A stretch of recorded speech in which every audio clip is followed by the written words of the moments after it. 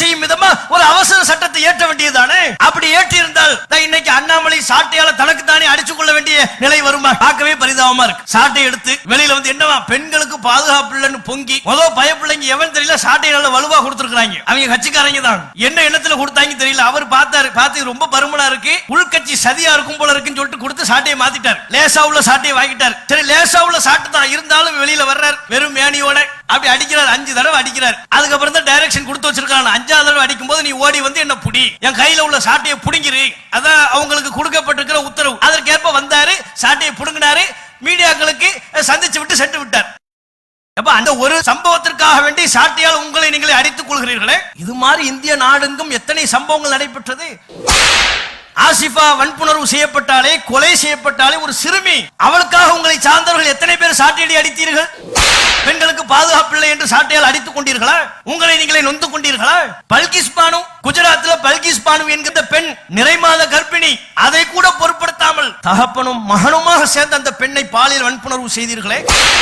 நிறைமாத கர்ப்பிணி என்று அவர்கள் பொருட்படுத்தவில்லை. சொல்வதற்கே நாக்குசுகிறது. அந்த அளவிற்கு ஒரு ஈவு இறக்கமற்ற மனிதன் செய்ய துணியாத ஒரு காரியத்தில் நீங்கள் ஈடுபட்டார்களே.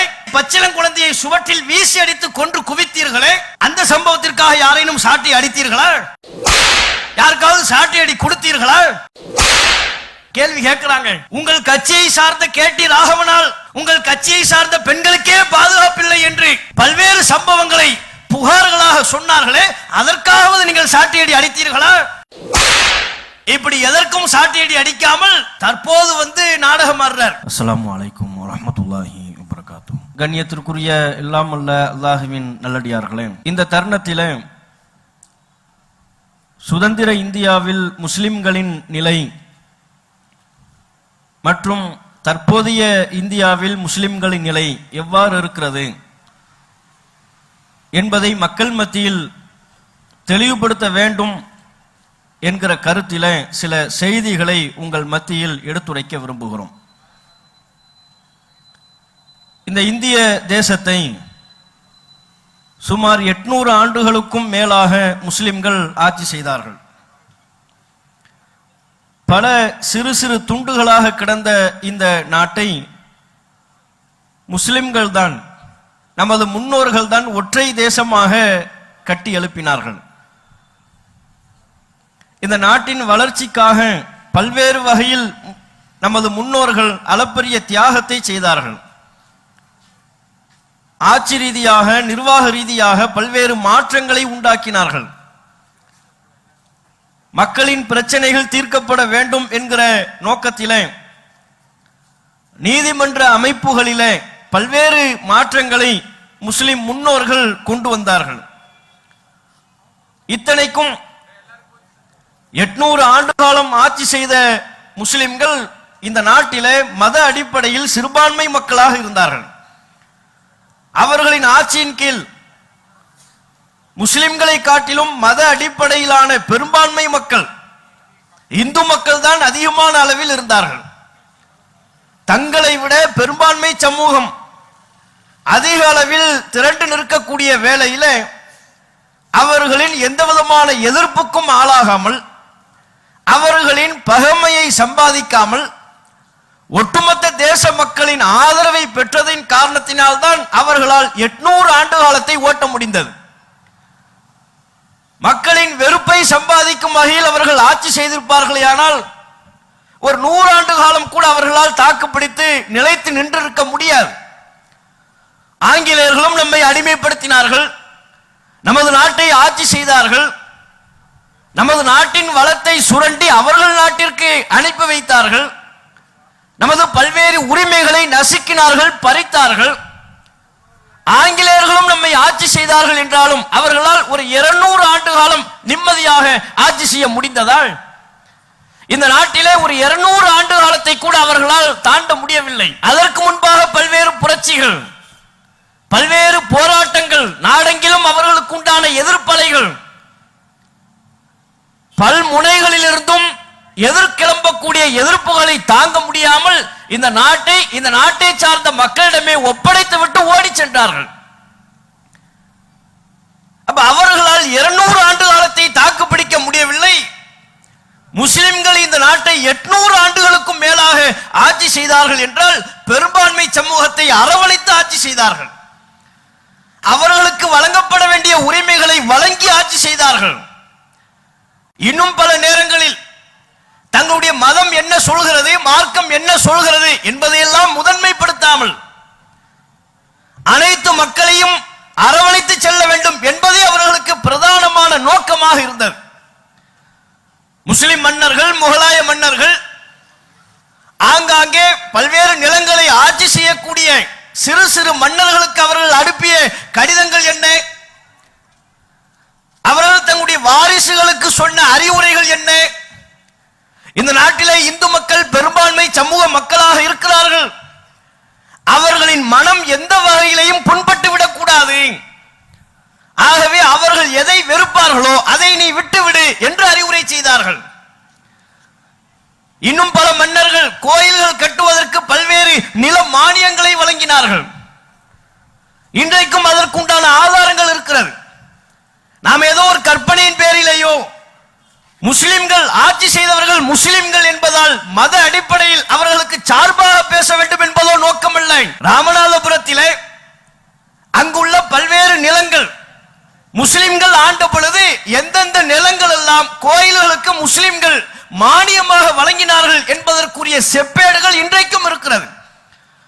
அதனை தமிழ்படுத்தி முஸ்லிம் அல்லாத பல்வேறு புலவர்கள், செப்பேடுகளை எழுதக்கூடியவர்கள், வாசிப்பவர்கள் தமிழ்படுத்தி புத்தகங்களாக வெளியிட்டிருக்கிறார்கள்.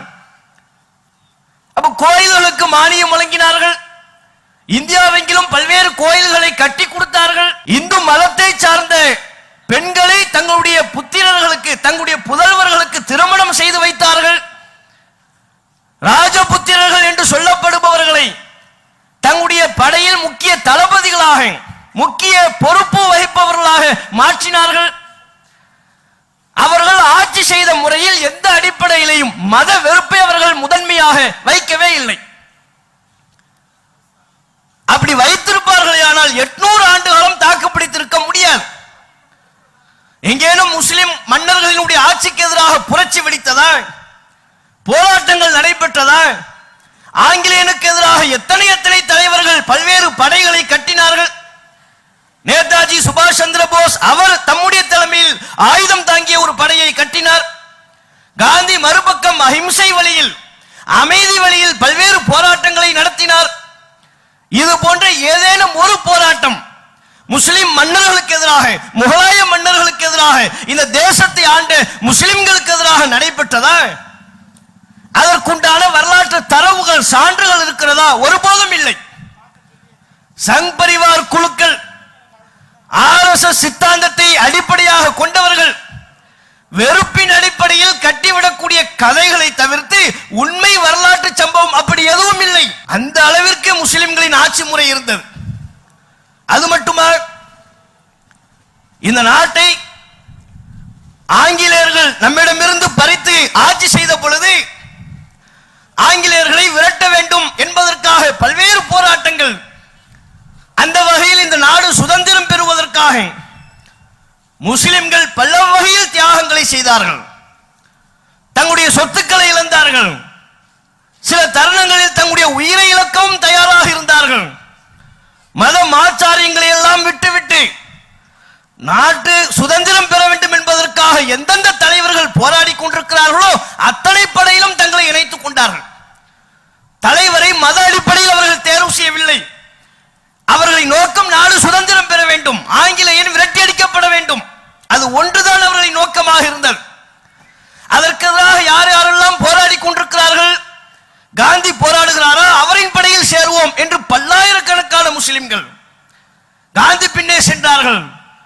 போராளிகளாக, போர் வீரர்களாக நாடு சுதந்திரம் பெற வேண்டும் என்பதற்குண்டான வேட்கையில் தங்களுடைய வாழ்வையை அர்ப்பணித்தவர்களாக காந்தி பின்னால் பல்லாயிரக்கணக்கான நபர்கள் சென்றார்கள். நேதாஜி சுபாஷ் சந்திர போஸ் அவரின் படையில் பல்வேறு முஸ்லிம்கள் இருந்தார்கள். அவரை தலைவராக ஏற்றுக்கொண்டு அவர் பின்னால் பல முஸ்லிம்கள் சென்றார்கள். நீங்கள் நாடு சுதந்திரம் பெறுவதற்காக எந்தெந்த தலைவர்கள் எல்லாம் போராடினார்களோ அத்தனை தலைவர்களின் படையிலேயும் முஸ்லிம்கள் இருந்தார்கள். என்ன காரணம்? தங்களுடைய சதவீதத்திற்கும் மேலாக அத்தனை படையிலும் முஸ்லிம்கள் நிரம்பி வழிந்ததற்குண்டான காரணம் என்ன? இந்த நாட்டை அந்த அளவிற்கு அவர்கள் பெரிதும் நேசித்தார்கள். ஆங்கிலேயன் இந்த நாட்டை அடிமைப்படுத்துவதையோ நாட்டின் வளத்தை அவர்கள் சுரண்டுவதையோ ஒருபோதும் விரும்பவில்லை. ஆகவே உயிரை கொடுத்து போராடினார்கள். அந்த வகையில் இந்த நாட்டின் வளர்ச்சிக்காக, இந்த நாடு சுதந்திரம் பெற வேண்டும் என்பதற்காக பல தியாகங்களை செய்தவர்கள் முஸ்லிம்கள்.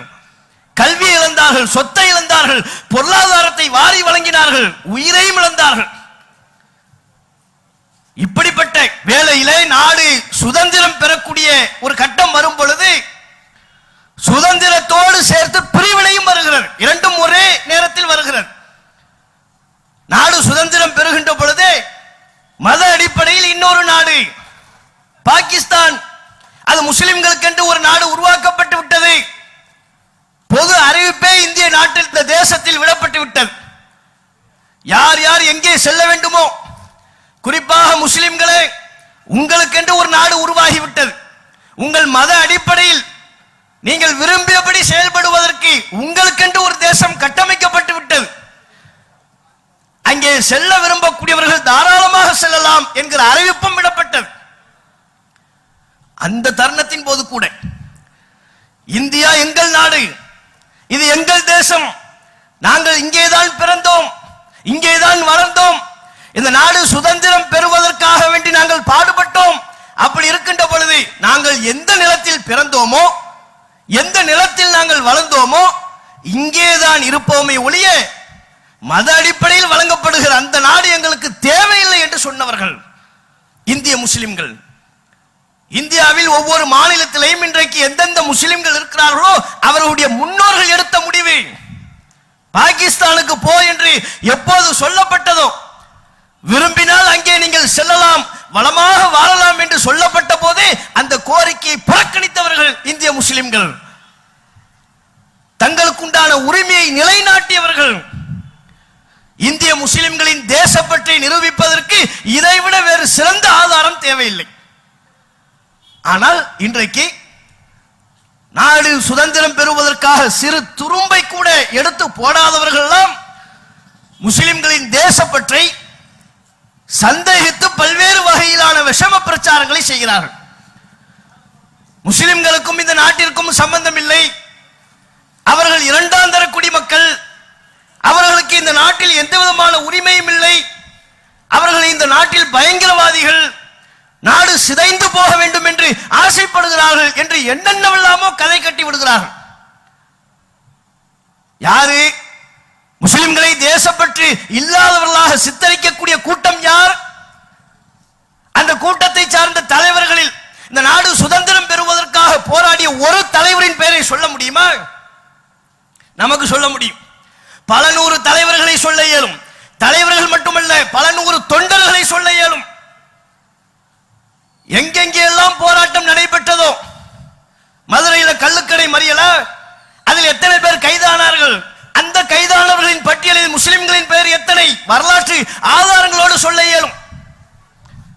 உப்பு சத்தியாகிரகமா, அதில் பங்கேற்றவர்கள் எத்தனை பேர், அதில் முஸ்லிம்களின் பங்கு என்ன சொல்ல முடியும்.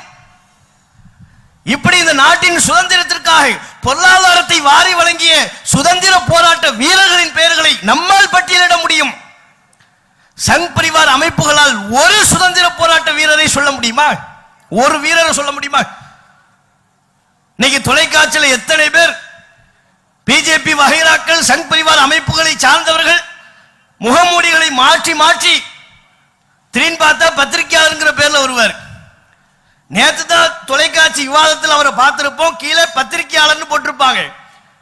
அடுத்த நாள் விவாதத்தில் பார்த்தா சமூக ஆர்வலர். அந்த பத்திரிகையாளர் அன்னைக்கு மறுநாள் சமூக ஆர்வலரா மாறிடுவார். திடீர்னு பார்த்தா அரசியல் திறன் ஆய்வாளர். இது என்னடா புது பட்டமா இருக்கு, எங்க போய் இந்த பட்டத்தை வாங்கினாங்க? அரசியல் திறன் ஆய்வாளர் அடுத்த பட்டம். இப்படி வேஷம் போட்டு 10 வேஷம் இருக்குது. சங் பரிவார் அமைப்புகளுக்கு 10 வேஷம். பல வேஷம் போட்டு வந்து பேசுறீங்களே வாய்க்கிலேயே, வேற எதையும் பேச வேண்டாம். இந்த நாடு சுதந்திரம் பெறுவதற்காக உங்கள் முன்னோர்கள் RSS அமைப்பை சார்ந்தவர்கள், அதன் சித்தாந்தத்தை ஏற்றுக்கொண்டவர்களில் ஒருவருடைய பெயரையாவது சொல்ல முடியுமா? ஒரு பேரும் கிடையாது. அத கற்பனையா ஒரு புக்கு கூட போட்டாங்க. இந்திய சுதந்திரத்தில் RSS பங்களிப்பு அப்படின்னு ஒரு புக்கு கற்பனையா. புக்கை திறந்து பார்த்தா எல்லாமே எம்டியா இருக்கு, பேஜ் ஃபுல்லா எம்டி. கடைசி பக்கத்துல அப்படி ஒன்றுமே இல்லை. ஆகையினால் இந்த புத்தகத்தை கடந்து விட்டு செல்லலாம். உண்மையில் அப்படி ஒண்ணுமே கிடையாது. எல்லாமே அடுத்தவர்களின் வரலாறுகளை திருடுவது, அடுத்தவர்களை தங்களினுடைய சித்தாந்தத்திற்குரியவர்களாக மடைமாற்றம் செய்வது. இவங்களுக்கு இவங்க சித்தாந்தத்திற்கென்று நாடு சுதந்திரத்தில் பங்கு செலுத்தக்கூடிய தலைவர்கள் கிடையாது. நாட்டை துண்டாக்கியவர்கள் என்று வகை போட்டால் அதில் பல தலைவர்கள் உண்டு. காந்தியை கொலை செய்தவர்கள் என்று வகை போட்டால் அதில் பல தலைவர்களில் இவருடைய தலைவர்கள் பெயர் வரும். சுதந்திரம் நாட்டுக்காக ரத்தம் சிந்தியவர்கள் என்று பட்டியல் போட்டால் அதில் இவர்களுக்கு பங்கே கிடையாது. பங்கே இல்லாதவர்கள் நம்மை பார்த்து சொல்கிறார்கள், நீங்கள் வந்தேரிகள், இந்த நாட்டின் மீது தேசப்பற்று இல்லாதவர்கள். ஏற்றுக்கொள்ள முடியுமா? எப்படியான ஒரு தவறான சித்தரிப்பு! அதோடு சேர்த்து இவர்கள் இன்னும் பல்வேறு வகையில் இந்த நாட்டில் இருந்து முஸ்லிம்களை அந்நியப்படுத்த வேண்டும் என்பதற்காகவே பல சித்தரிப்புகளை தொடர்ச்சியாக செய்து கொண்டிருக்கிறார்கள். முஸ்லிம்கள்னா பயங்கரவாதி, இதை தொடர்ச்சியாக சொல்லிக் கொண்டிருப்பார்கள். அந்த பயங்கரவாதி என்பதை சித்தரிப்பை, அவர்களுடைய பொய் பிரச்சாரத்தை வலுப்படுத்தக்கூடிய விதமாக ஏதேனும் சினிமா படங்கள் எடுக்கப்பட்டால் அல்லது இவர்களே முன்வந்து எடுத்தால் அதை நாளெங்கிலும் பிரச்சாரம் செய்வார்கள். சமீபத்தில் கூட அமரன் ஒரு திரைப்படம் முஸ்லிம்களை பயங்கரவாதியாக சித்தரிக்கக்கூடிய போக்கு. காஷ்மீரில் நடைபெற்றதை சினிமாவா பதிவு செய்யணும்னா உண்மையில என்ன நடக்குதோ இரு தரப்பையும் பதிவு செய்யணும். அங்கே போராடக்கூடிய போராட்ட குழுக்கள் யார், எதற்காக போராடுகிறார்கள், அதையும் பதிவு செய்யணும். அவர்கள் மீது எந்த மாதிரியான வன்முறைகள் கட்டவிழ்த்து விடப்படுகிறது அதை பதிவு செய்யணும். பிரிவு 370 எப்படி உருவானது அதை பதிவு செய்ய வேண்டும். பிரிவு 370 அவர்களுக்கான உரிமைகள், என்னென்ன உரிமைகளை அரசமைப்பு சட்டம் சொன்னது, உறுதியளித்தது, அதை பதிவு செய்ய வேண்டும்.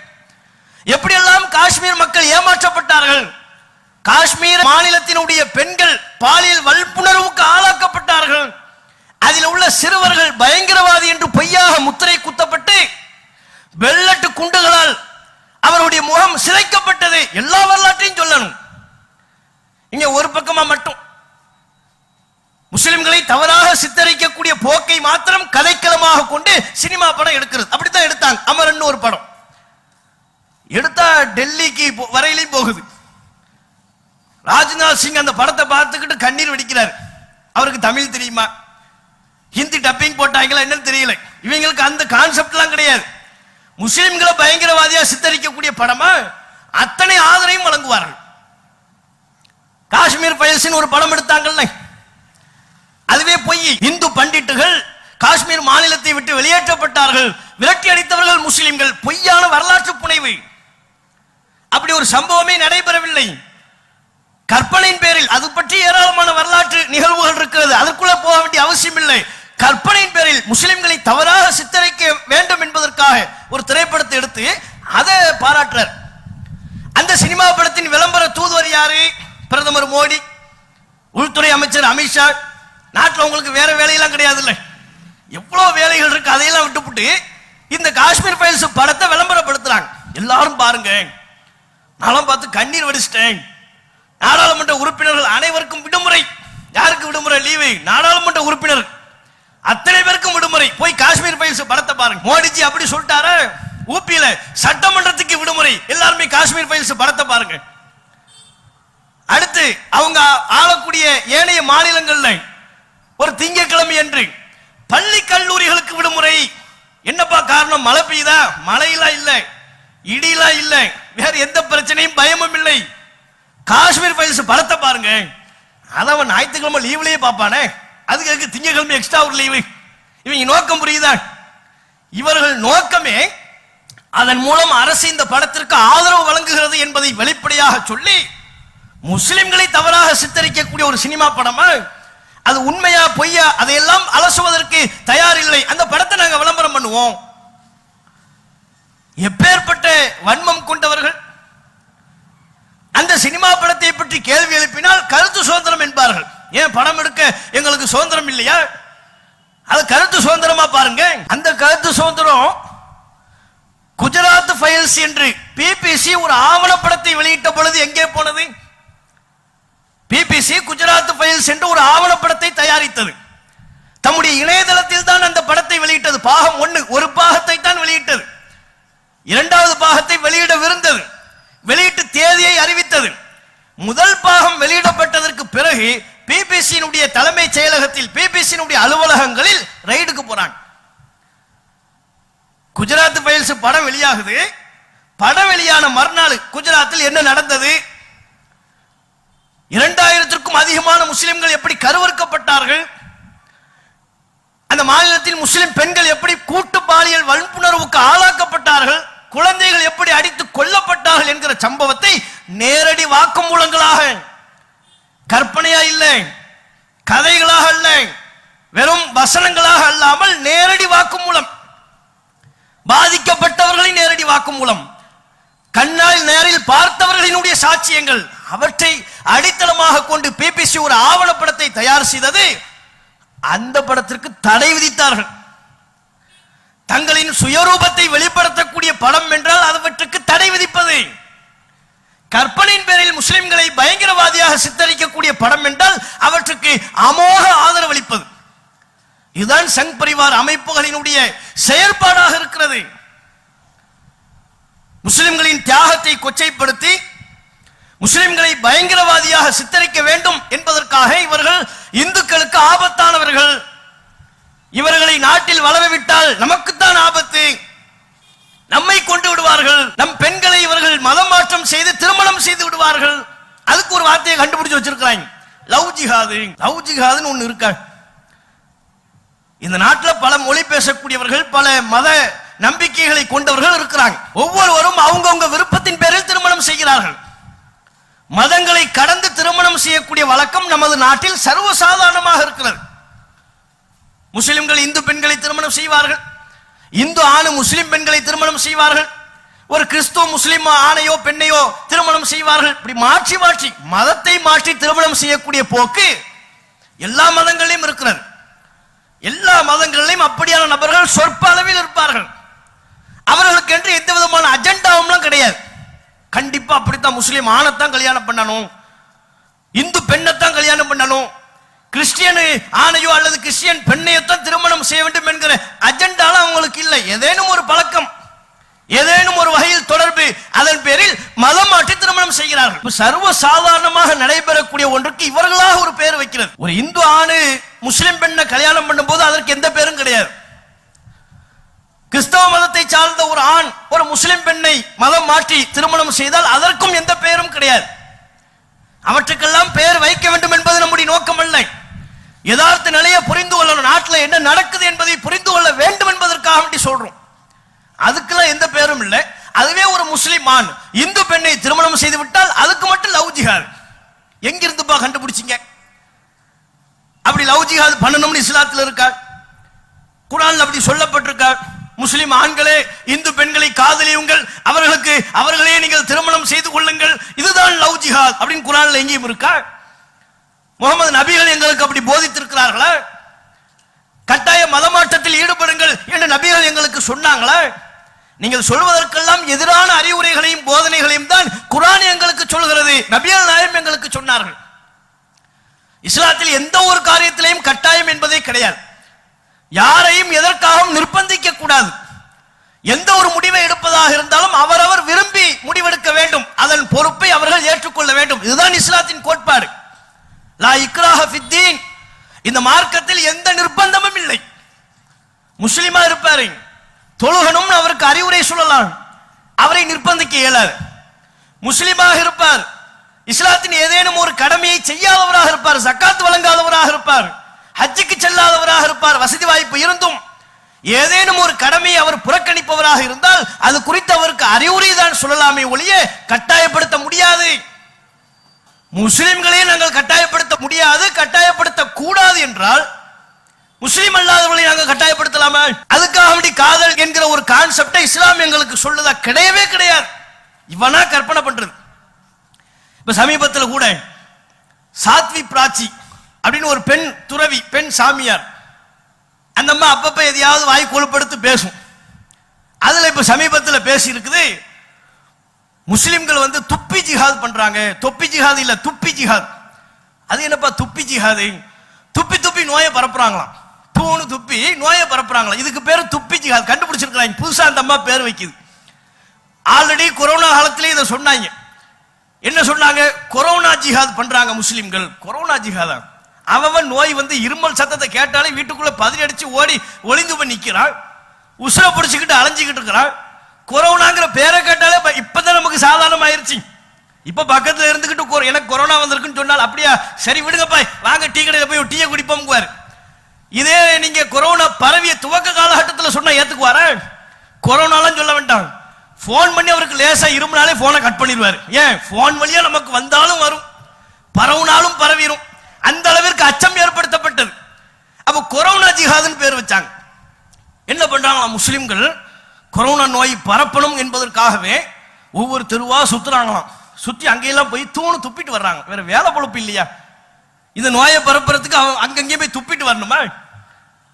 எப்படி இவங்க கற்பனை பாருங்களேன். எப்படியான ஒரு கற்பனை உலகத்தில் இவர்கள் வாழ்ந்து கொண்டிருக்கிறார்கள். எப்படி முஸ்லிம்களை சித்தரிக்க முற்படுகிறார்கள். அதற்காக இப்படி ஒரு கருத்தை சொன்னால் மக்கள் நம்மை கேலியாக பார்ப்பார்கள் என்பதை கூட பொருட்படுத்தாம அலட்சியமா அவதூறுகளை அள்ளி வீசுவது.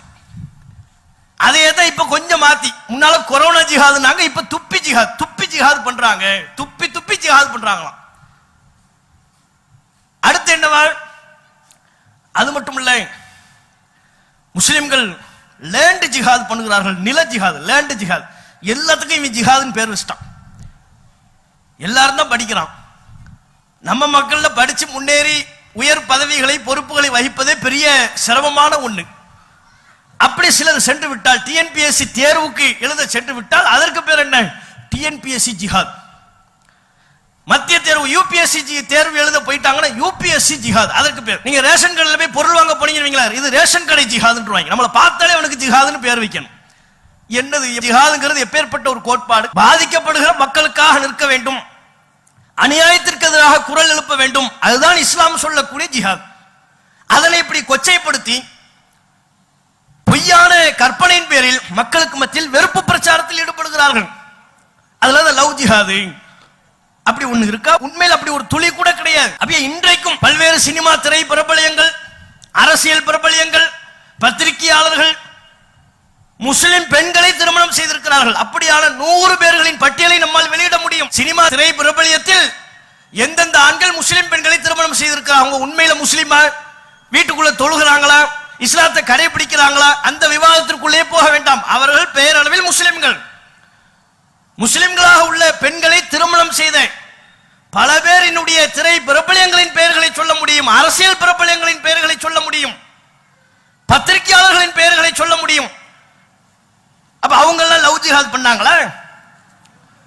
அவ்வளவு எதுக்கு? பிஜேபியில முக்தார் அப்பாஸ் நஹ்வின்னு ஒருத்தர் இருக்கிறார், பேர் தாங்கி முஸ்லிம். அவர் அவங்களுடைய குடும்பத்தை சார்ந்தவர்கள் இந்து மத பெண்களை தான் திருமணம் செய்திருக்கிறார்கள். அப்ப பிஜேபி கட்சியிலே லவ் ஜிஹாதுக்கு நீங்க இடம் கொடுக்குறீங்களா? எந்த அளவுக்கு இவர்கள் பொய் பிரச்சாரம் செய்கிறார்கள் பாருங்கள். முஸ்லிம்களை எப்படியேனும் தவறாக சித்தரிக்க வேண்டும், அவர்களுக்கு இந்த நாட்டில் எந்த விதமான உரிமையும் இல்லை என்பதை நிலைநாட்ட வேண்டும். அதுதான் அவருடைய நோக்கம். அலகாபாத் உயர் நீதிமன்ற நீதிபதி அண்மையிலே விஸ்வ இந்து பரிஷத் அமைப்பு நடத்திய ஒரு நிகழ்ச்சியில் பங்கெடுக்கிறார். பொதுவா இத்தகைய அமைப்புகள் ஏற்படுத்தக்கூடிய நிகழ்ச்சிகள்ல நீதிபதிகள் பங்கேற்பதை தவிர்ப்பார்கள். இத்தனைக்கும் அவர் கரண்ட்ல நடப்புல நீதிபதியாக இருந்து கொண்டிருக்கிறார். தங்கள் மீது எந்த விதமான அரசியல் சார்போ சாயமோ ஏற்பட்டுவிடக் கூடாது என்பதில் கவனமாக இருப்பவர்கள். ஆனால் அப்படியான அத்தனை மரபுகளையும் மீறி விஹெச்பி நடத்தக்கூடிய ஒரு பொது நிகழ்ச்சியில, ரகசியமா நடத்துற நிகழ்ச்சி அல்ல, பொது நிகழ்ச்சி, அதுல போய் பங்கெடுக்கிறார். பங்கெடுப்பது மட்டுமல்லாம அதுல போய் பேசுகிறார். இந்த நாடு, நாட்டின் சட்டம் பெரும்பான்மையினருக்கு சாதகமானதாகத்தான் இருக்கும். பெரும்பான்மை மக்களுக்கு சாதகமானதாக இருந்தால்தான் அவர்களின் நலன் மற்றும் வளர்ச்சி, அதற்காகத்தான் இந்த நாட்டின் சட்டம் இருக்க வேண்டும். அப்படி இல்லை என்றால் இந்த நாடு நிம்மதியாக இருக்காது என்கிற கருத்தை மிக தெளிவாக சொல்கிறார். அது மட்டுமல்லாமல் முஸ்லிம்களை படர்க்கியாக அவர்கள் அப்படின்னு சொல்லி அவர்கள் எல்லாம் தேச விரோதிகள், அவர்கள் இந்த நாட்டின் நலனுக்கு ஊறு விளைவிப்பவர்கள், கேடு உண்டாக்கக்கூடியவர்கள். எவ்வளவு ஒரு பாரதூரமான கருத்து. அலகாபாத் உயர் நீதிமன்ற நீதிபதி, நடப்பில் நீதிபதியாக இருப்பவர், அவருடைய சிந்தனை பாருங்கள். எப்படிப்பட்ட ஒரு சிந்தனையை, முஸ்லிம்களின் மீதான வன்மத்தை வெளிப்படுத்துகிறார். இந்த நாடு பெரும்பான்மை மக்களுக்கானது, நாட்டின் சட்டம் பெரும்பான்மை மக்களுக்கு சார்பாகத்தான் இருக்கும் என்கிறார். இப்படி பேசுவதற்குண்டான தைரியத்தை அவர்களுக்கு யார் கொடுத்தார்? இந்த தைரியம் அவர்களுக்கு எங்கிருந்து ஏற்பட்டது? அதுவும் ஒரு நீதி அமைப்பின் நீதிபதியாக இருந்து கொண்டே சட்டத்தின்படி மக்களை வழிநடத்த வேண்டும், சட்டத்தின்படி தங்கள் முன் வரக்கூடிய பிரச்சனைகளுக்கு தீர்வளிக்க வேண்டிய இடத்தில் இருக்கக்கூடிய ஒருவர் தம்முடைய பொறுப்புக்கும் தம்முடைய பதவிக்கும் அவமானம் ஏற்படுத்தக்கூடிய வகையில் இப்படிப்பட்ட கருத்தை சொல்லி இருக்கிறாரே. ஒரு சில பேர் தான் இதை கடுமையாக கண்டித்தார்கள். பிரசாந்த் பூஷன் அவர் மிக வன்மையாக கண்டித்தார். இவர் இந்த பொறுப்பு வகிப்பதற்கே அருகதையற்றவர் என்று சொன்னார். உச்சநீதிமன்ற நீதிபதிக்கு கடிதம் எழுதினார். உடனடியாக அலகாபாத் உயர் நீதிமன்ற இந்த நீதிபதியின் பெயரை குறிப்பிட்டு இவரை பொறுப்பிலிருந்து நீக்குக. அது மாத்திரம் போதாது, சட்ட விசாரணை மேற்கொள்ள வேண்டும். இவர் இப்படி பேசியதற்கான காரணம் என்ன, எந்த பின்புலத்தில் இப்படி பேசினார் என்று சட்ட விசாரணையை மேற்கொள்ள வேண்டும். அவரது பொறுப்பை பறிக்க வேண்டும். தற்போது அவரிடத்தில் எந்தெந்த வழக்குகள் ஒப்படைக்கப்பட்டிருக்கிறதோ அத்தனை வழக்குகளையும் அவரிடமிருந்து திரும்ப பெற வேண்டும் என்று கடிதம் எழுதினார் பிரசாந்த் பூஷன். உண்மைதானே? அப்ப ஆங்காங்கே இந்த கருத்துக்களை, சித்தாந்தங்களை கொண்டவர்கள் அரச பதவியில் போய் அமர்ந்திருக்கிறார்கள். பல நூறு ஆண்டுகளாக இல்லை, சில ஒரு 10 ஆண்டுகளாக, ஒரு 20 ஆண்டுகளுக்குள்ளாகவே இந்த அளவிற்கு ஒரு மிகப்பெரிய அளவில் நாட்டின் அரசு இயந்திரங்கள் அத்தனையும் அவர்கள் கபலீகரம் செய்திருக்கிறார்கள். அரசு இயந்திர பதவிகளில் போய் அமர்ந்து கொண்டு நாட்டு மக்களுக்கு நல்லது செய்தால் கூட சரி, எல்லா மக்களுக்கும் நல்லதை உண்டாக்கக்கூடிய வகையில் செயல்பட்டால் மனதார ஏற்றுக்கொள்வோம். ஆனால் இவருடைய சிந்தனை, இவருடைய செயல்பாடு முழுக்க முழுக்க முஸ்லிம்களை ஓரம் கட்ட வேண்டும், முஸ்லிம்களை ஒழிக்க வேண்டும், அவர்களுக்கும் இந்த நாட்டிற்கும் எந்த விதமான சம்பந்தமும் இல்லை என்று நிலைநாட்ட வேண்டும் என்பதிலேயே அவருடைய முழு சிந்தனையும் அமைந்திருக்கிறது. தங்களுக்கு வழங்கப்பட்டிருக்கிற ஆட்சி அதிகாரத்தை பயன்படுத்தி தங்களுக்கு பிடித்தமானவர்கள், தங்களின் சித்தாந்தத்தை கடைபிடிக்கக்கூடியவர்கள் அதிகார பீடத்தில் அமர்ந்திருக்கிறார்கள் என்பதை வசதியாக பயன்படுத்தி கொண்டு முழுவதுமாக முஸ்லிம்களை ஒடுக்க பார்க்கிறாங்க. நமக்கு உண்டான உரிமைகள் ஒவ்வொன்றையும் பறிக்க பார்க்கிறார்கள், பலவற்றை பறித்துக் கொண்டும் இருக்கிறார்கள். ஆங்கிலேயின் காலத்தில் நமக்கு வழங்கப்பட்ட உரிமைகளை கூட ஒவ்வொன்றாக நம்மிடமிருந்து தற்போது பறித்துக் கொண்டிருக்கிறார்கள். ஆங்கிலேயின் காலத்தில் முஸ்லிம்களுக்கு என்று இடஒதுக்கீடு இருந்தது. 14% சில மாகாணங்கள்ல 14% இடஒதுக்கீடு இருந்துச்சு ஆங்கிலேயின் காலத்துல. இன்னும் சில மாகாணங்கள்ல 19% இடஒதுக்கீடு இருந்தது. அதற்குண்டான அரசு ஆணைகள் இருக்கின்றது, ஜிஓ இருக்கிறது. ஆங்கிலேயின் காலத்தில் கூட நமக்கு இடஒதுக்கீடு இருந்தது. அந்த மாகாணத்தில் நாம் எத்தனை சதவீதம் இருந்தோம் என்பதற்கு ஏற்ப, அல்லது இன்றைக்கு நம்முடைய நிலை, மாநிலங்களில் முந்தைய ஆட்சியாளர்கள் வழங்கிய இடஒதுக்கீட்டை கூட இவர்கள் ஆட்சிக்கு வந்ததற்கு பிறகு பறிக்கிறார்கள். கர்நாடகாவில் என்ன நடந்துச்சு? 5% இடஒதுக்கீடு கொடுத்திருந்தாங்க, காங்கிரஸ் அரசு கொடுத்தது. பல்வேறு கட்ட போராட்டங்களுக்கு பிறகு நியாயமான தேவையான கோரிக்கையின் அடிப்படையில் வழங்கப்பட்ட இடஒதுக்கீடு. பிஜேபி வந்தது, இடஒதுக்கீடை ரத்து செய்து விட்டார்கள்.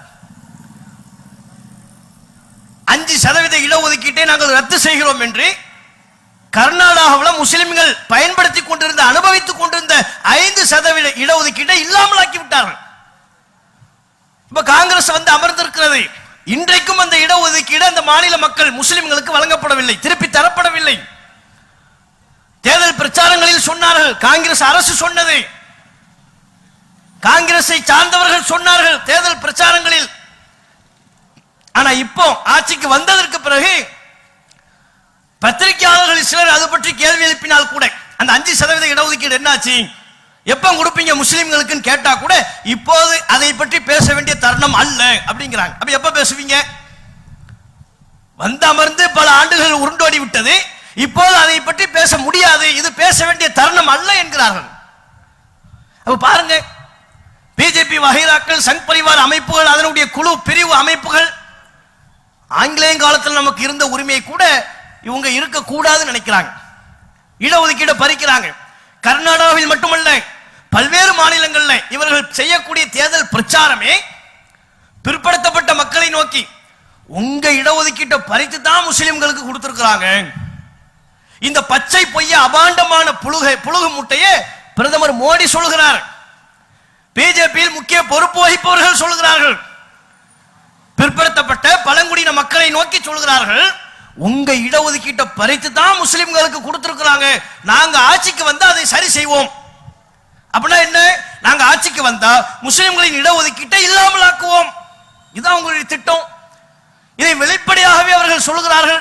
தேர்தல் பிரச்சாரங்களில் தம்முடைய பிரச்சாரமாக முன்வைக்கிறார்கள்.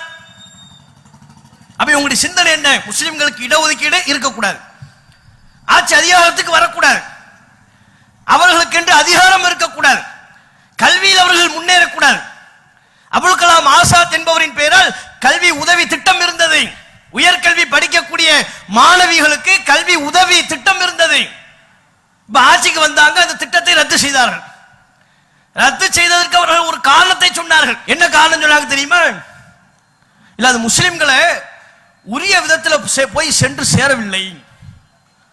ஆனா கிறுக்கு பைகளா, உரிய விதத்தில் சென்று போய் சேரலன்னா சேரத்துக்கு என்ன வழி அதையில பார்க்கணும். அதை பார்க்காம மொத்தம் டோட்டலா நாங்க ரத்து பண்ணிடுறோம். அப்ப பாருங்க, இவங்களுடைய நோக்கம் என்ன? முஸ்லிம் சமூகத்து மாணவிகள் உயர்கல்வி பெற்றுவிடக் கூடாது.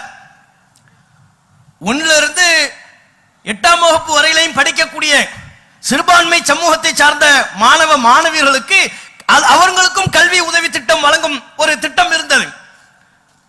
அதையும் ரத்து செய்து விட்டார்கள். 1ல இருந்து 8 முஸ்லிம் மாணவ மாணவியர்களுக்கு கல்வி உதவி வழங்கக்கூடிய திட்டம் அது இப்போது நாட்டில் அமலில் இல்லை.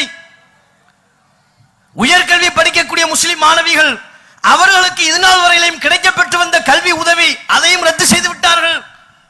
அவ முஸ்லிம்களுக்கு எந்த விதத்திலும் கல்வி உரிமை வந்துவிடக் கூடாது. அவர்களுடைய கல்வி உரிமையை பறிக்க வேண்டும். கர்நாடகாவில் அதனால தானே ஹிஜாப் தடை சட்டத்தை கொண்டு வந்தாங்க. ஆங்கிலேய காலத்தில் கூட பல ஊர்களில் கோஷா பள்ளி என்று இருந்தது. கோஷா ஸ்கூல், கோஷா பள்ளி. அந்த பள்ளிக்கு பேரு என்ன? கோஷா பள்ளி. கோஷானா என்ன? புர்கா போடுறது தான் கோஷான்னு சொன்னான். முஸ்லிம்கள் சிலர் கூட கோஷா என்கிற வார்த்தையை சொல்லி அதனை குறிப்பார்கள். அப்போ கோஷா பள்ளி என்று முஸ்லிம் மாணவிகள் படிக்கக்கூடிய பள்ளிக்கு நீ புர்காவோட வரலாம். அதான் கோஷா அவன் பாஷையில. நீ கோஷாவோட வரலாம், படிக்கலாம், கோஷாவோட படிச்சுட்டு போகலாம்னு ஒரு உரிமையை கொடுத்திருந்தான். ஆனால் இவர்கள் கர்நாடகாவில் இவர்கள் செய்தது என்ன? புர்காவை கழட்டிட்டு வா, தலைமுக்காடை கழட்டி விட்டு வா அப்படின்னா அந்த மாணவிகள் கெஞ்சினார்கள், கதறினார்கள். நாங்கள் யூனிஃபார்ம் போட்டுக்கிறோம், அதுக்கு மேல தலைமுக்காடை மாத்திரம் நாங்கள் போட்டுக் கொள்கிறோம் என்றார்கள். தலைமுக்காடு போட்டா பள்ளிக்குள்ள அனுமதி இல்லை, விரட்டி அடிக்கப்பட்டார்கள். தேர்வு எழுதும் காலத்தில் தேர்வு எழுத அனுமதி மறுக்கப்பட்டார்கள். அந்த பிள்ளைகளின் எதிர்காலமே கேள்விக்குறியாகிவிட்டது. கேள்விக்குறியாக்கியவர்கள் சங்பரி அமைப்புகளை சார்ந்தவர்கள், அந்த சித்தாந்தத்தை பின்பற்றக்கூடியவர்கள். முஸ்லிம்கள் எந்த வகையிலும் கல்வி கற்கக்கூடாது, அதிகாரத்திற்கு வந்துவிடக் கூடாது. அந்த உரிமை அவர்களிடமிருந்து படிப்படியாக பறிக்க வேண்டும் என்பதற்குத்தான் இந்த செயற்பாடுகள். அவங்க கொண்டு வரக்கூடிய புதிய கல்வி சட்டமும் அதை முன்னோக்கியதுதான்.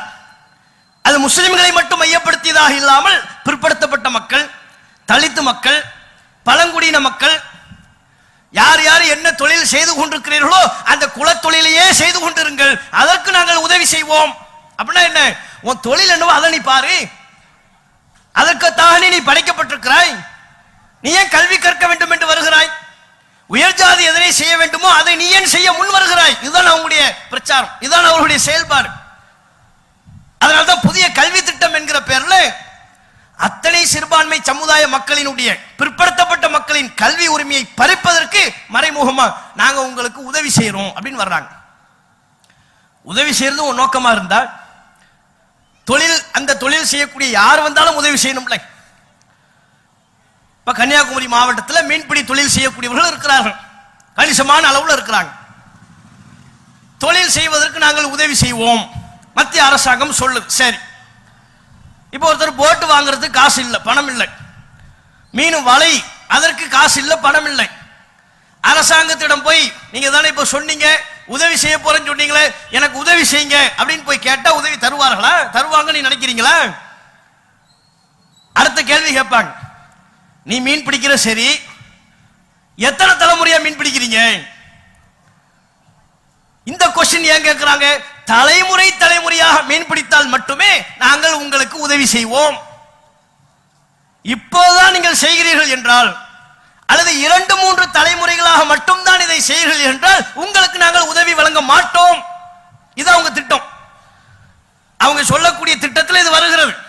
அப்ப விளங்குது உங்களுக்கு குலத்தொழில் என்றால் என்ன? நீ என்ன தொழிலை செய்து கொண்டு பரம்பரை பரம்பரையாக எவற்றை நீங்கள் தொழிலாக செய்து கொண்டிருக்கிறீர்களோ அதே செய்யுங்கள், நாங்க உதவி செய்யறோம் அப்படிங்கிறாங்க. உதவி நோக்கமாக இருந்தால் புதுசா செய்யறவனுக்கும் கொடுக்கலாம்ல. இந்த மாவட்டத்தில் ஒருவருக்கு மீன் பிடிக்க தெரியும், போட் இல்ல, ஏனைய பொருட்கள் இல்ல, உபகரணங்கள் இல்ல, சாதனங்கள் இல்ல, வந்து கேட்கிறார், கவர்மெண்ட்ல கேட்கிறார், மோடிஜிட்ட கேட்கிறார், தருவாரா? உனக்கு தர இயலாது, போ.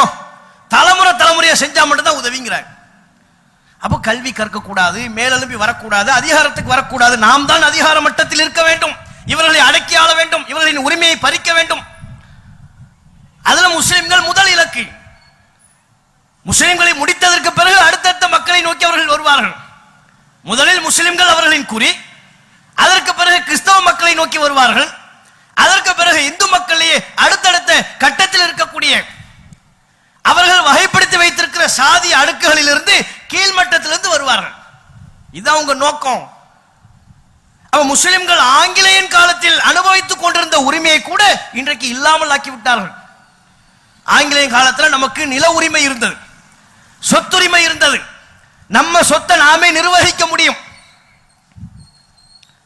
நாம பல பள்ளி கூடங்களை ஏற்படுத்த முடியும், கல்வி நிலையங்களை ஏற்படுத்த முடியும், அவற்றை நாமே நிர்வகிக்க முடியும், வழிபாட்டு தலங்களை எழுப்ப முடியும், அவற்றை நாமே நிர்வகிக்க முடியும். இப்படியான சுதந்திரம், இப்படியான உரிமை ஆங்கிலேயன் காலத்தில் முஸ்லிம்களுக்கு இருந்தது. இன்னைக்கு இவங்க ஆட்சி காலத்தில் இருக்கா? நம்ம சொத்தை நம்மளை நிர்வகிக்க விடுறாங்களா?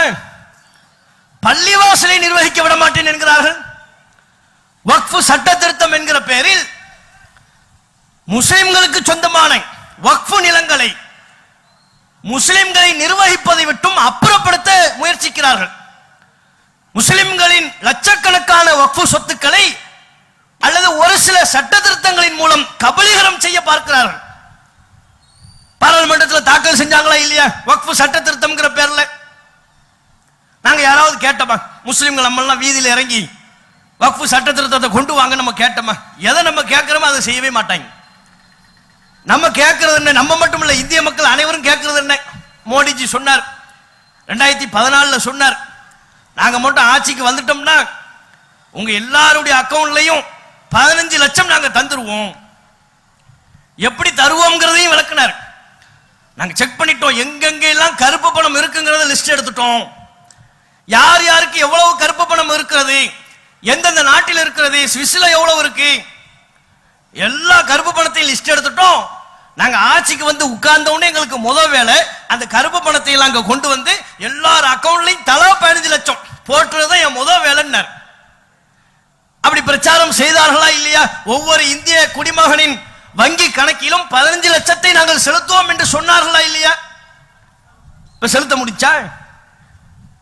இன்னைக்கு வரையிலும் தந்தாங்களா? வருஷம் 10 வருஷத்தை தாண்டி சென்று கொண்டிருக்கிறார்கள். இன்றைக்கும் அவர்கள் வாக்களித்த 15 லட்சத்தை தர முடியல. அதைத்தானே கேட்டுக்கிட்டு இருக்கிறோம். நம்ம நீங்க கலர் கலரா சட்டை போடுங்க, ஊர் ஊரா நாடு நாடா சுத்துங்க, எங்களுக்கு அதை பத்தி கவலை இல்லை, எங்களுக்கு வர வேண்டிய 15 லட்சத்தை தாங்க ஃபர்ஸ்ட். அதை தந்தாத்துல நாங்களும் ஒரு 2 நாடு போய் சுத்தி பார்ப்போம் அப்படின்னு இந்திய மக்கள் கேட்கிறார்கள். ஆனா இப்ப மோடிஜி அந்தர்பல்ட்டி அடிச்சு நான் எப்ப சொன்னேன்னு கேட்கிறேன். அப்படி சொல்லவே இல்லையே. 15 லட்சம் தர்றேன்னு சொன்னேன், அப்படி சொல்லல. அவ்வளவு கருப்பு பணம் அங்கே இருக்குது அப்படிங்கிறார். அங்க அவ்வளவு கருப்பு பணம் இருக்குன்னு தானே நான் சொன்னேன், நான் என்ன உனக்கு தரேன்னு சொன்னேன்னு வடைய மாத்தி சொல்றார். எப்படி நம்மளை ஏமாத்துறாங்க பாத்தீங்களா? பதவிக்கு வருவதற்கு முன்பு, ஆட்சி கட்டிலில் அமர்வதற்கு முன்பு சொன்னார்கள், நாங்க ஆட்சிக்கு வந்து விட்டால் வருஷத்துக்கு 2 கோடி வேலை வாய்ப்பு, ஒரு வருஷத்துக்கு 2 கோடி வேலை வாய்ப்பை நாங்கள் உருவாக்குவோம்.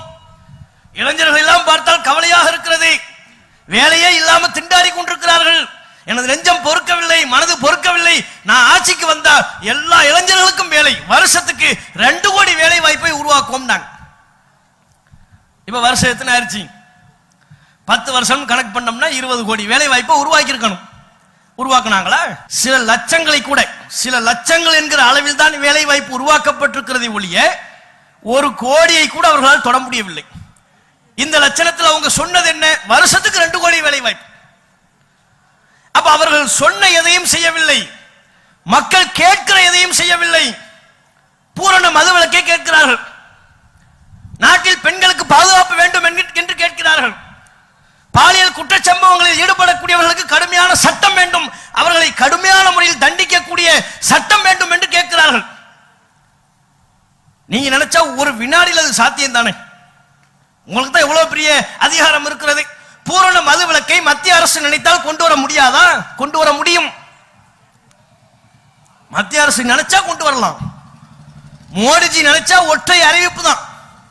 500,000 செல்லாதுன்னு சொல்லும் போது எத்தனை பேருக்கு தெரியும்? உங்களுக்கு தெரியல, நமக்கு தெரியலங்கிறது பிரச்சனை இல்லை. ரிசர்வ் பேங்க் ஆளுநருக்கே தெரியல. அவரே டிவியை பார்த்து தெரிஞ்சுக்கிறார். ஆஹா, 500,000 நோட்டு புதுசா அச்சடிச்சுக்கிட்டு இருக்கிறோம், இவர் என்ன செல்லாதுங்கிறாரு. அந்த அறிவிப்பை பார்த்து தான் ரிசர்வ் பேங்க் ஆளுநரே தெரிந்து கொள்ள வேண்டிய நிலை இருந்தது. அந்த அளவிற்கு அதிகாரம் பொருந்திய ஒரு பிரதமராக இருக்கக்கூடிய நீங்கள் தான் நைட்டு ஒரு 10 மணிக்கு வாங்க, வர ஞாயிற்றுக்கிழமை மங்கி பாத்துல வாங்க, அதான் வாரம் வரையில்லை. அந்த மங்கி பாத்துல ஒரு அறிவிப்பு, பூரண மது விலக்கு கொண்டு வந்துட்டோம், நாடு முழுக்க மதுவுக்கு தடை. நீங்க சொன்னா மாநில அரசுகள் கேட்க மாட்டார்களா? அமல்படுத்த முனைய மாட்டார்களா? நீங்க மத்திய அரசாங்கத்தின் மூலமா அப்படி ஒரு சட்டத்தை கொண்டு வாங்க, அதை கொண்டு வர மாட்டார்கள். பெண்களுக்கு பாதுகாப்பு வேண்டும் என்று கேட்கிறார்கள். இந்தியாவெங்கிலும் பெண்களின் பாதுகாப்பு இன்றைக்கும் கேள்விக்குறிதான். காரணம், பாலியல் வன்புணர்வு சம்பவங்களில் ஈடுபடக்கூடியவர்களுக்கு கடுமையான தண்டனை இல்லை. சில தினங்களுக்கு முன்பு கூட சென்னையில் அண்ணா பல்கலைக்கழகம் அதன் வளாகத்தில் ஒரு மாணவி பாலியல் வன்புணர்வுக்கு ஆளாக்கப்பட்டிருக்கிறாள். பாருங்க, சென்னை எவ்வளவு பெரிய ஜனங்கள் நிறைந்த ஒரு ஊரு, தமிழகத்தின் தலைநகரம், அண்ணா யூனிவர்சிட்டி, அண்ணா பல்கலைக்கழகம், எப்பேற்பட்ட மக்களின் பார்வை எப்போதும் படக்கூடிய ஒரு பல்கலைக்கழகம்.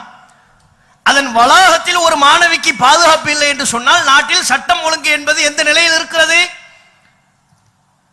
இவற்றுக்கு எதிராக பொங்கி ஒரு கடுமையான சட்டத்தை இந்தியா முழுவதும் பொருந்தக்கூடிய வகையில் சட்டம் இயற்றலாமா இல்லையா? எத்தனை அவசர சட்டத்தை நீங்கள் ஏற்றுகிறீர்கள்? அதுல பெண்களின் பாதுகாப்பை உறுதி செய்யும் விதமா ஒரு அவசர சட்டத்தை ஏற்ற வேண்டியதுதானே? அப்படி ஏற்றிருந்தால் இன்னைக்கு அண்ணாமலை சாட்டையால தனக்கு தானே அடிச்சுக் கொள்ள வேண்டிய நிலை வருமா? பார்க்கவே பரிதாபமா இருக்கு. சாட்டை எடுத்து வெளியில வந்து என்னவா பெண்களுக்கு பாதுகாப்பு இல்லைன்னு பொங்கி, முதல் பயப்பிள்ளைங்க எவன் தெரியல சாட்டை நல்ல வலுவா கொடுத்துருக்காங்க. அவங்க கட்சிக்காரங்க தான். என்ன எண்ணத்துல கொடுத்தாங்க தெரியல. அவர் பார்த்து ரொம்ப பருமனா இருக்கு, உள்கட்சி சதியா இருக்கும் போல இருக்குன்னு சொல்லிட்டு கொடுத்து சாட்டையை மாத்திட்டார். லேசா உள்ள சாட்டையை வாங்கிட்டார். சரி, லேசா உள்ள சாட்டு தான் இருந்தாலும் வெளியில வர்றார், வெறும் மேனியோட அப்படி அடிக்கிறார். 5 தடவை அடிக்கிறார். அதுக்கப்புறம் தான் டைரக்ஷன் கொடுத்து வச்சிருக்காங்க. 5ஆவது தடவை அடிக்கும் போது நீ ஓடி வந்து என்ன புடி, என் கையில உள்ள சாட்டையை புடுங்கிரு, அதான் அவங்களுக்கு கொடுக்கப்பட்டிருக்கிற உத்தரவு. அதற்கேற்ப வந்தாரு, சாட்டையை புடுங்கினாரு, மீடியாக்களுக்கு சந்திச்சு விட்டு சென்று விட்டார். ஒரு சட்டத்தை கொண்டு வாங்க. அண்ணாமலையில இப்ப நிறைய பேர் கேட்கிறாங்க, எப்ப அந்த ஒரு சம்பவத்திற்காக வேண்டி சாட்டையால் உங்களை நீங்களே அடித்துக் கொள்கிறீர்களே, இது மாதிரி இந்திய நாடெங்கும் எத்தனை சம்பவங்கள் நடைபெற்றது. ஆசிஃபா வன்புணர்வு செய்யப்பட்டாலே, கொலை செய்யப்பட்டாலே ஒரு சிறுமி, அவளுக்காக உங்களை சார்ந்தவர்கள் எத்தனை பேர் சாட்டையடி அடித்தீர்கள்? பெண்களுக்கு பாதுகாப்பு இல்லை என்று சாட்டையால் அடித்துக் கொண்டீர்களா? உங்களை நீங்களே நொந்து கொண்டீர்களா? பல்கிஸ் பானு, குஜராத்தில் பல்கிஸ் பானு என்கிற பெயர் எந்த பெண் நிறைமாத கர்ப்பிணி, அதை கூட பொருட்படுத்தாமல் தகப்பனும் மகனுமாக சேர்ந்த அந்த பெண்ணை பாலியல் வன்புணர்வு செய்தீர்களே. ஒரு தகப்பனும் மகனும் சேர்ந்த அந்த பெண்ணை பாலியல் வன்புணர்வு செய்தார்கள். நிறைமாத கர்ப்பிணி என்று அவர்கள் பொருட்படுத்தவில்லை. சொல்வதற்கே நாக்குசுகிறது. அந்த அளவிற்கு ஒரு ஈவு இரக்கமற்ற மனிதன் செய்ய துணியாத ஒரு காரியத்தில் நீங்கள் ஈடுபட்டார்களே. அந்த குழந்தையை, பச்சிளம் குழந்தையை சுவற்றில் வீசி அடித்து கொன்று குவித்தீர்களே, அந்த சம்பவத்திற்காக யாரேனும் சாட்டை அடித்தீர்களா? யாருக்காவது சாட்டை அடி கொடுத்தீர்களா? கேள்வி கேட்கிறாங்க. நீங்க தலைவராக இருந்ததற்கு பிறகு உங்கள் கட்சியை சார்ந்த கேடி ராகவனால் உங்கள் கட்சியை சார்ந்த பெண்களுக்கே பாதுகாப்பில்லை என்று பல்வேறு சம்பவங்களை புகார்களாக சொன்னார்களே, அதற்காவது நீங்கள் சாட்டியடி அடித்தீர்களா? இப்படி எதற்கும் சாட்டியடி அடிக்காமல் தற்போது நாடகம் ஆடுறார். அது ஒரு பக்கம் இருக்கட்டும். அப்ப மக்கள் கேட்கிற சட்டத்தை சொல்லாம வக்ஃபு சட்ட திருத்தம், முஸ்லிம் அல்லாதவர்களை வக்ஃபு நிர்வாகத்திற்குள்ளே நுழைத்து முஸ்லிம்களின் சொத்தை அபகரிப்பது. நாங்க கேட்டோமா? எங்க சொத்தை நாங்க நிர்வாகம் பண்ண கூடாதா? எங்க பள்ளிவாசல நிர்வாகம் பண்ற உரிமை எங்களுக்கு இல்லையா? எங்கள் கபிரிஸ்தான்களை, எங்களுடைய கல்வி நிலையங்களை, நாங்கள் உருவாக்கிய கல்வி நிலையங்களை, எங்கள் முன்னோர்கள் எங்களுக்கு தந்த நிலங்களை நீங்க கொடுத்த சொத்து இல்லை. எங்க பாட்ட முப்பாட்ட எங்க முன்னோர்கள் எங்களுக்கு தந்த சொத்து, அந்த சொத்தை நாங்க நிர்வாகம் பண்ணக்கூடாத பண்ற உரிமை எங்களுக்கு இல்லையா? அப்ப பாருங்க, நம்முடைய சொத்துக்களை நிர்வகிக்கிற உரிமையை கூட சட்டத்தின் மூலமா பறிக்க பார்க்கிறார்கள். எதிர்ப்பு வந்ததும் கிடப்பில் போட்டிருக்கிறார்கள். மீண்டும் அதனை எப்போது வேண்டுமானாலும் தூசி தட்டுவார்கள். அது மாத்திரமா ஆங்கிலேயன் காலத்தில் நமக்கு பள்ளிவாசல் பாதுகாப்புலாம் இருந்துச்சு. பாபர் மஸ்ஜித் பள்ளிவாசல் ஆங்கிலேயன் காலத்தில் எவ்வளவு பாதுகாப்பா இருந்துச்சு. ஏதாவது பிரச்சனை இருந்துச்சா? ஆனா இன்னைக்கு அந்த பள்ளிவாசல் இல்ல, பள்ளிவாசல் இருந்த தடமே இல்லை. அங்கு முன்பு ஒரு பள்ளிவாசல் இருந்தது என்று அந்த இடத்தை சுட்டிக்காட்டி கூட சொல்ல முடியாத அளவிற்கு கபலீகரம் செய்து விட்டார்கள். பாபர் பள்ளிவாசலோடு முடியவில்லை, காசியில் உள்ள பள்ளிவாசலை குறிவைக்கிறார்கள். ஞானவாபி பள்ளிவாசல் அது கோவிலை இடித்துதான் கட்டப்பட்டது. மதுராவில் ஷாஹி ஈத்கா பள்ளிவாசல் அது கோவிலை இடித்துதான் கட்டப்பட்டது. அங்கே நாங்கள் மதிக்கக்கூடிய கடவுளர்கள் பிறந்தார்கள். ஊப்பில சம்பல் என்கிற பகுதியில் உள்ள ஜாமிய பள்ளிவாசல், ஜமா பள்ளிவாசல் அதுவும் எங்கள் கோயிலை இடித்துதான் கட்டப்பட்டது. உங்க கடவுளை கோயில போய் இப்ப தேடுறதே இல்லை, எல்லாம் பள்ளிவாசல தான் தேடுறாங்க. பள்ளிவாசலுக்குள்ள வர்றாங்க, பள்ளிவாசலை பார்க்கிறார்கள். அதை மையப்படுத்தி, அந்த பள்ளிவாசலை மையப்படுத்தி பல்வேறு பிரச்சனைகளை கிளப்பி, இப்படித்தான் நாங்க நம்புறோம், ஆண்டாண்டு காலமா இப்படித்தான் நாங்க நம்புறோம், காலம் காலமா எங்கள் நம்பிக்கை இதுதான் என்று பச்சை பொய்யை சொல்லி நம்மிடமிருந்து ஒவ்வொரு பள்ளிவாசலாக பறித்துக் கொண்டிருக்கிறார்கள். அவர்களின் கையில் பட்டியல் இருக்கிறது. இன்றைக்கு எந்தெந்த பள்ளிவாசல்களின் பாதுகாப்பை கேள்விக்குறியாக்கி விட்டார்களோ இவை அனைத்தும் அவர்களின் பட்டியலில் உள்ளது. அப்படி என்றால் இந்த நாட்டில் சட்டம் என்பது என்ன? இந்த சட்டம் சிறுபான்மை மக்களுக்கு, அவர்களின் வழிபாட்டு தலங்களுக்கு என்ன பாதுகாப்பை வழங்கி இருக்கிறது? பாபர் மஸ்ஜித் பிரச்சனையான பொழுது வழிபாட்டு தல பாதுகாப்பு சட்டம் என்று ஒரு சட்டம் இயற்றப்பட்டது 91. பாபர் மஸ்ஜித் முழுமையாக இடிக்கப்படுவதற்கு முன்பே இந்த சட்டம் இயற்றப்பட்டது. காரணம் என்ன? அப்போதைய ஆட்சியாளர்கள், அப்போதைய சட்ட நிபுணர்கள் பார்க்கிறார்கள், முஸ்லிம்களின் பள்ளிவாசலை போய் உரிமை கேட்பது, பழைய கால வரலாற்றை தோண்டி துருவுவது, அதில் பொய்களை சேர்ப்பது, இது இந்த நாட்டிற்கு ஆரோக்கியமானது அல்ல. ஆகவே பாபர் மஸ்ஜிதை தவிர்த்து இனி எந்த வழிபாட்டு தலத்திற்கும் அந்த சமூகத்தை சாராத வேறு யாரும் உரிமை கோரக்கூடாது என்று சட்டம் கொண்டு வரப்பட்டது. இந்த நாடு சுதந்திரம் பெறுகின்ற பொழுது எந்தெந்த வழிபாட்டு தலம் எப்படி இருக்கின்றனவோ அந்த நிலை அப்படியே தொடர வேண்டும். அவற்றை போய் ஒரு சமூகத்தில் உள்ள இதர பிரிவினர் கூட உரிமை கேட்க முடியாது. முஸ்லிம்கள்லயே ஒரு பிரிவினருக்கு சொந்தமான பள்ளிவாசலாக அது இருக்கிறது என்றால் இன்னொரு பிரிவினர், முஸ்லிம்கள்ல உள்ள இன்னொரு பிரிவினர் அந்த பள்ளிவாசலுக்கு போய் சொந்தம் கொண்டாட முடியாது. இதைத்தான் சட்டம் சொல்கிறது. ஆனா அந்த சட்டத்துக்கு புறம்பா, அந்த சட்டத்தை மீறக்கூடிய வகையில் ஒவ்வொரு பள்ளிவாசலுக்குள்ளேயா போறாங்க. அங்க சிவலிங்கம் இருக்கிறதுங்கிறாங்க, உள்ள போய் பார்த்தா ஒரு லிங்கமும் இல்லை. அங்க இருக்கிறது ஒசுகானா, ஒழு செய்யக்கூடிய ஒரு சின்ன ஃபவுண்டைன் இருக்கிறது, அதை போய் சிவலிங்கம் இருக்குங்கிறாங்க. இதுவெல்லாம் நெருப்பு பிரச்சாரம் இல்லையா? முஸ்லிம்களின் வழிபாட்டு தலத்தினுடைய உரிமையை பறிக்கக்கூடிய செயல் அல்லவா? இப்படி ஒவ்வொரு சமூகமும் கிளம்ப ஆரம்பித்தால் என்ன ஆவது? இந்தியாவெங்கிலும் உள்ள பல்வேறு கோயில்கள், அந்த கோவில்கள் எல்லாம் சமண மதத்தை பின்பற்றக்கூடிய, பௌத்த மதத்தை பின்பற்றக்கூடியவர்களின் வழிபாட்டு தலங்களாக இருந்தது என்பதற்குண்டான பல ஆதாரங்கள் இருக்கிறது. அப்ப அந்த பௌத்த மதத்தை பின்பற்றக்கூடியவர்கள் எங்க பௌத்த கோயிலை இடிச்சுதான் இந்த கோவில் கட்டப்பட்டிருக்கிறது என்று வந்தால் நாடு நாடா இருக்குமா? சமணர்கள் அதே வழிமுறையில் வந்தால், எங்களது சமண ஆலயங்களை இடித்துத்தான் இந்த கோவில் கட்டப்பட்டிருக்கிறது என்று வந்தால் நாடு நாடா இருக்குமா? அவ்வளவு எதுக்கு, இன்றைக்கும் இந்தியாவெங்கிலும் உள்ள குறிப்பா வட மாநிலங்கள்ல பல கோவில்கள் பள்ளிவாசலின் தோற்றத்தை கொண்டிருக்கிறது. கோவிலின் மேலே பள்ளிவாசலுக்குரிய மினாரா அமைக்கப்பட்டிருக்கிறது. ராஜஸ்தான்ல ராணா பிரதாப் சிங்கினுடைய சித்தோர்ங்கிற ஊரு, அந்த சித்தோர்ல ஒரு பள்ளிவாசல் இருக்கிறது. பழங்கால பள்ளிவாசல், அதனுடைய மேலே மினார் இருக்கிறது. ஆனால் கீழே முழுவதும் கோவில். கீழே கோவில், மேல மினாரா. கோவிலுக்குள்ளே சென்றால் மேலே சுவற்றில் ஆங்காங்கே அல்லாஹ் அல்லாஹ் என்று எழுதப்பட்டிருக்கிறது அரபியில. அதற்குரிய தரவுகளை குறிப்பிடுகிறார்கள். இப்படி பல பள்ளிவாசல்களை சொல்ல முடியும். இன்றைக்கு கோவில்களாக இருக்கின்றது, ஆனால் காட்சி அமைப்பில் பள்ளிவாசல்களாக தோற்றமளிக்கிறது. அதையெல்லாம் நீதிமன்றத்தில் வழக்கு தொடுத்து பிரச்சனை ஆக்குறது அது நல்லதா? அது இந்த நாட்டில் முஸ்லிம்கள், இந்துக்கள், கிறிஸ்தவர்கள் அனைவர்களும் மத நல்லிணக்கத்தோடு வாழ்ந்து கொண்டிருக்கும் பொழுது, சகிப்புத்தன்மையோடு வாழ்ந்து கொண்டிருக்கும் பொழுது, அவருடைய நம்பிக்கையை மதித்து வாழ்ந்து கொண்டிருக்கும் பொழுது, இந்த ஒற்றை கூட்டம், சங் பரிவார் அமைப்புகளை சார்ந்த இந்த ஒற்றை கூட்டம் நம்முடைய ஒற்றுமையை கெடுக்க பார்க்கிறார்கள். நமக்கு மத்தியில் காணப்படுகிற நல்லிணக்கத்திற்கு கேடு உண்டாக்கக்கூடிய வகையில் செயல்படுகிறார்கள். ஒரு பக்கம் முஸ்லிம்கள் தங்களுடைய உரிமையை நிலைநாட்டுவதற்கு அறவழி போராட்டத்திலும் சட்ட ரீதியிலான போராட்டங்களிலேயும் முன்னெடுக்க வேண்டும். அப்படி முன்னெடுத்துத்தான் நம்முடைய உரிமையை நிலைநாட்ட வேண்டும், அதில் மாற்று கருத்தே இல்லை. அதே வேளையில் இன்னொரு பக்கம் நமக்கும் ஏனைய பிற மதங்களை சார்ந்த மக்களுக்கும் மத்தியில் காணப்படக்கூடிய நல்லிணக்கத்திற்கு எந்த கேடும் யார் மூலமாகவும் ஏற்பட்டுவிடக் கூடாது என்பதில் கவனம் கொண்டு நம்முடைய நல்லிணக்கத்தை மென்மேலும் வளர்த்தெடுப்பதற்கு அவர்களை அரவணைத்து செல்லக்கூடிய விதமான அல்லது அவர்களுக்கு நம்முடைய நம்பிக்கையை புரிய வைக்கக்கூடிய விதமான பிரச்சாரங்களை முன்னெடுக்க வேண்டும். இரண்டின் மூலம்தான் நம்முடைய உரிமையை நிலைநாட்டுவது இந்த நாட்டிலே சாத்தியப்படும் என்பதை சொல்லிக்கொண்டு என்னுடைய உரையை நிறைவு செய்து கொள்கிறேன். அஸ்ஸலாமு அலைக்கும் வரஹ்மத்துல்லாஹி வபரகாத்துஹு. இஸ்லாம் மற்றும் சமுதாய செய்திகளை அறிந்து கொள்ள தமிழ்நாடு தௌஹீத் ஜமாஅத் யூடியூப் பக்கத்தை உடனடியாக சப்ஸ்கிரைப் செய்து கொள்ளுங்கள். மேலும் பெல் பட்டனையும் கிளிக் செய்து கொள்ளுங்கள்.